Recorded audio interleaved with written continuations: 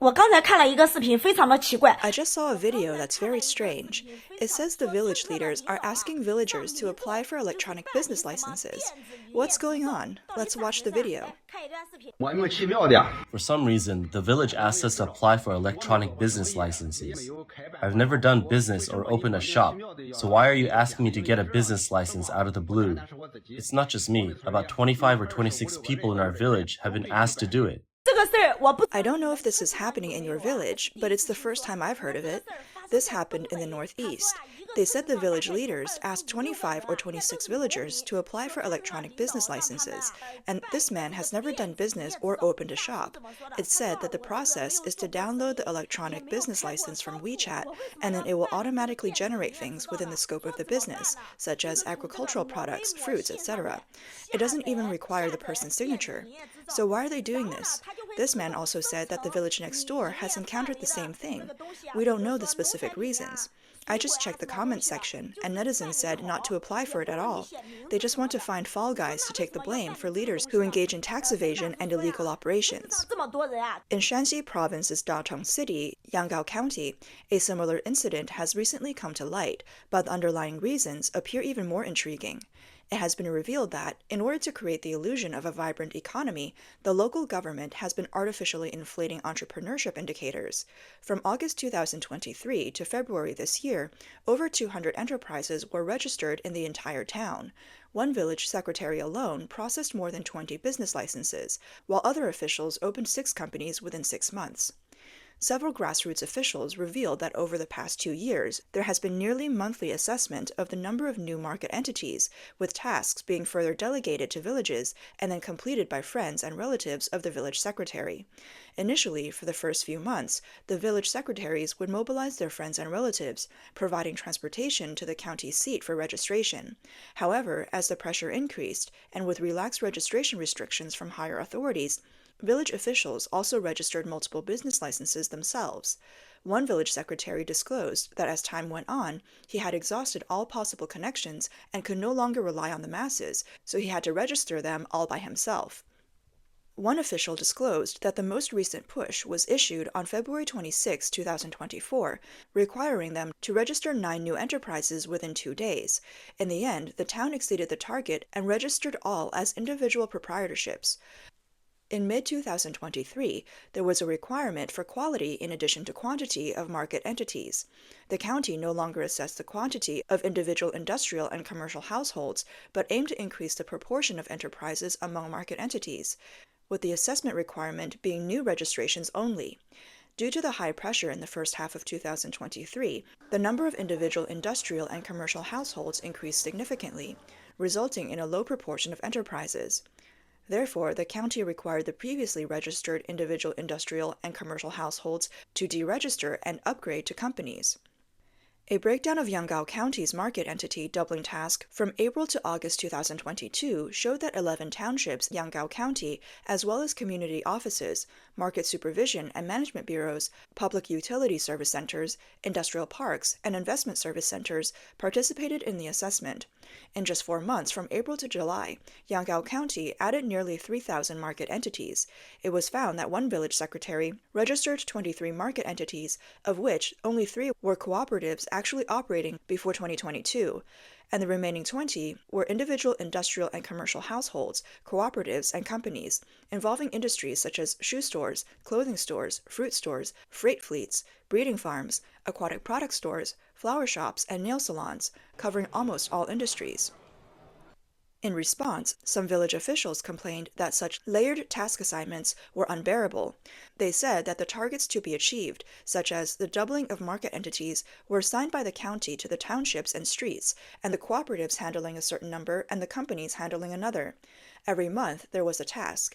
Since the townships couldn't handle it all, they had to assign some to the villages, and the village secretaries had to register licenses for businesses that were not actually operational. They had just completed the task for this month, and the next month's task is already coming. They had to report every month, and if they didn't complete it, they would be criticized. Similar incidents have also occurred in a village in Yanggao County, Sichuan Province. At the end of 2022 to the beginning of this year, several villagers discovered that they suddenly had multiple companies registered under their names. Ms. Cheng, one of the villagers, told reporters that her name was already registered for 7 or 8 companies, involving various industries such as e-commerce, software development, clothing business, internet technology, and trade companies. Ms. Cheng told reporters that she never opened these companies but somehow became their legal representative, investor, major shareholder, manager, and supervisor. In interviews, mainland Chinese media also learned that among the more than 20 villagers who were falsely registered, there were illiterate elderly farmers, college students, and even mentally ill patients, impoverished households, etc. Some of the companies have even shown abnormal operations.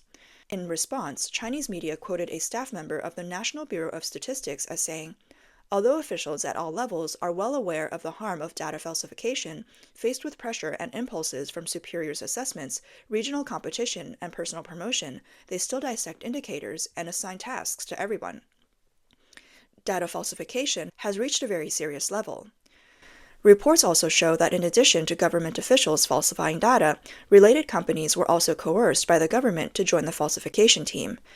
On January 14, 2023, Li Guoxin, the founder of Yanggao Auto, released a video and a report through Yanggao official account, publicly reporting that Wang Xiao, the secretary of Yanggao County Committee of Weifang City, Shandong Province, had falsely reported GDP data for political achievements. This incident shocked the entire new energy automobile industry in China, causing a public outcry. In the report, Li Guoxin pointed out that since March 2022, Wang Xiao, the secretary of the Yanggao County Committee, had forced large local enterprises, such as Yanggao, to falsely report industrial output value and sales value of tens of millions of RMB. According to Li Guoxin's report, from March 2022 to December, Yanggao Auto Group's actual operating income was 2 billion RMB, but Wang Xiao forced Yanggao to falsely report 6.7 billion RMB, an over-reporting of 4.7 billion RMB. Li Guoxin's report spread rapidly on the internet. In the late night of January 14th, the Weifang released public WeChat account announced that a joint investigation team composed of provincial and municipal departments had been established to investigate the situation in Yanggao County. However, the investigation has faded into obscurity, and no official results have been released. Regarding this incident, Assistant Professor Luis Martinez of the University of Chicago told Voice of America that he was not surprised at all. He said that the credibility of many aspects of China's data is questionable, including economic growth rates and other official data such as pollution. Martinez stated that the Chinese government uses economic growth rates as one of the criteria for assessing the performance of provincial, municipal, and county officials, which is a strong incentive for local officials to exaggerate economic performance. Based on China's economic structure, local governments have the power to issue licenses or bid for contracts. Therefore, once officials apply pressure, it is usually difficult for companies or individuals to resist. He said that although the academic community is aware of the inconsistencies in China's government statistics, they do not fully understand how the Chinese government actually inflates and falsifies data. If Li Guoxin's accusations are true, it will help further expose the truth about how China's GDP data is inflated. The WeChat public account, Invincible Hou Yi, commented on Li Guoxin's report, saying, "It is another tragic song of Chinese-style failure." The article also mentioned that performance falsification has long been a well-known fact. Incredible Hou Yi wrote, "Falsification is not a matter of 1 or 2 years, nor is it something that only 1 or 2 people know about. But why can this falsification continue? Because those who desire it are all in agreement. We understand it in our hearts, tacitly and in harmony." The Center for Strategic and International Studies, CSIS, in Washington, D.C., held a seminar on July 5th to explore the reliability of China's economic data. Scott Kennedy, a senior advisor at the center, stated at the meeting that China's economic data generally fails to reflect the actual economic situation. Kennedy also pointed out that he has visited many scholars, most of whom doubt the credibility of the official data from the Chinese Communist Party, CCP. Some scholars said that no one trusts China's official data, whether it's the GDP figures or the GDP growth rate. Some scholars stated that China's official data is less reliable than those of other developing countries, and even worse than Russia or Pakistan. So why would the CCP resort to all means, even coercion, to falsify data? The CCP is too afraid to let the world see China's true economic situation. On March 6, the Wall Street Journal quoted an analysis report on China's GDP over the years, published by the New York-based economic research firm Rhodium Group. The group is an independent research organization that combines economic data and policy insights to analyze global trends. The conclusion of Rhodium Group's report is that the National Bureau of Statistics of China greatly exaggerated recent growth. Rhodium Group believes that China's GDP growth rate did not reach the 3% claimed by the National Bureau of Statistics, but instead experienced a contraction, and the National Bureau of Statistics predicted a growth rate of 5.2% for 2023, but the actual rate was only 1.5%. Based on this, local governments have had to continue setting high GDP growth targets for their provinces to create an appearance of economic prosperity. According to the economic growth targets announced by 31 provinces, autonomous regions, and municipalities of China for 2023, more than half of them have set GDP growth targets of over 5.5%. Among them, the highest targets are Hainan, around 9.5%. Tibet, around 8%, Jiangxi and Xinjiang, both around 7%, Anhui, Hunan, Hubei, and Ningxia, around 6.5%, and Chongqing, over 6%. The top 4 economic provinces, Guangdong, Shandong, and Zhejiang, have set their GDP growth targets at over 5%, and Jiangsu at around 5%. However, commentators believe that even with these high targets, China's true economic data will not improve. American economist David Jun Huang said that the higher targets set by provinces in 2023 are because the GDP growth in 2022 was very pessimistic, which means that growth is based on a low base, a clever mathematical trick. Huang believes that China's economic growth is affected by factors such as domestic demand and foreign trade, with many uncontrollable factors. In terms of domestic demand, the economic fundamentals have not changed, with no significant increase in residents' income, and unemployment is a major problem. In terms of foreign trade, whether China can maintain good economic relations and diplomacy with the European Union, Japan, and the United States is a prerequisite. Therefore, the economic problems are still very serious, and the many years of accumulated problems in foreign relations, including the current semiconductor event and sanctions, will also affect the economy. Chinese-American economist Li Hengqing said that China's economy is on the verge of collapse. Officials are eager for promotions when the new government is formed, so they are pushing everyone to set high GDP targets. Li Hengqing also noted that the CCP's new policies are just temporary fixes, like loosening credit restrictions on real estate and increasing loans to delay the crisis. Furthermore, analysts point out that although the CCP has spared no effort manipulating GDP data, in the end, the Chinese economy will end up in a mess. Senior commentator Cai Shen-kun stated that the CCP has a long history of falsifying GDP. As long as GDP is linked to official political achievements and promotion, falsification is the inevitable choice. As for 2022, given zero-COVID policies, it's false to say that the GDP growth is even flat compared to the same period last year. Cai Shen-kun believes that under the CCP's pandemic lockdown policies, China's GDP has plummeted to its lowest point in 40 years. Although the CCP has set a target to increase GDP to around 5.5% in the government work report, it ended up at only 3%. This is the worst growth figure since 1976. However, even this 3% growth rate is questioned for being falsified. It is believed that soon, the harm caused by falsification of GDP data will become apparent, and the false prosperity will disappear forever. At this point, the outside world cannot help but question, what has China's economy become that the CCP has to resort to such concealment? Although the official economic data has been concealed, many clues can actually be seen from the lives of ordinary people. Reports show that due to reduced income, young people in China are beginning to budget carefully, and the poor man's meal deal is becoming increasingly popular. According to a recipe for the poor man's meal deal circulating on the internet, spend 3 yuan, about 41 cents, for an all-you-can-eat buffet in the morning. Choose a 19.9 yuan, about $2.75, OK combo at KFC for lunch, and have a 9.9 yuan, about $1.37, coffee in the afternoon to wake up.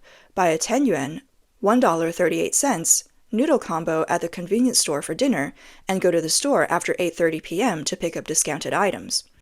The situation in the countryside is even worse. Mr. Liu from Qingdao told reporters that many elderly people choose to end their lives in order to not burden their children.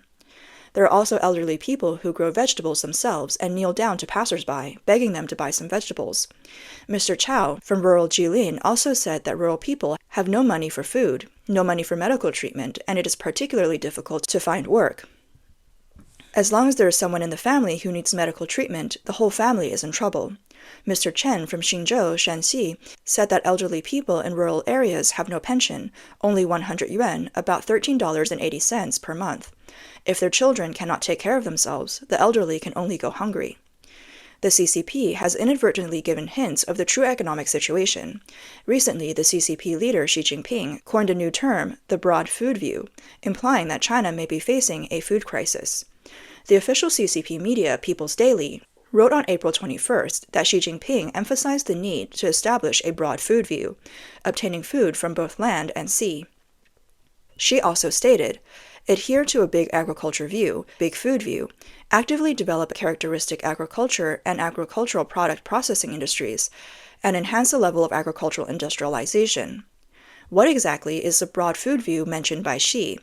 The official media quoted Xi as saying that the broad food view requires diversification of food sources, ensuring quality and quantity, and ensuring food security. However, Qin Weiping, an independent economist living in the United States, believes that Xi Jinping's phrase is actually a very subtle way of telling everyone to pay attention to food security, or in other words, to be prepared to eat whatever is available. If it really comes to not being able to afford food, don't be too picky and you can eat anything. Overseas platforms also have netizens mocking that the translation of the broad food view is that anything that won't kill you is food, and anything is uncertain. Just give it a try and then decide. Therefore, although China's true economic data has been concealed, it can be seen from the above signs that China's economy is already beyond redemption.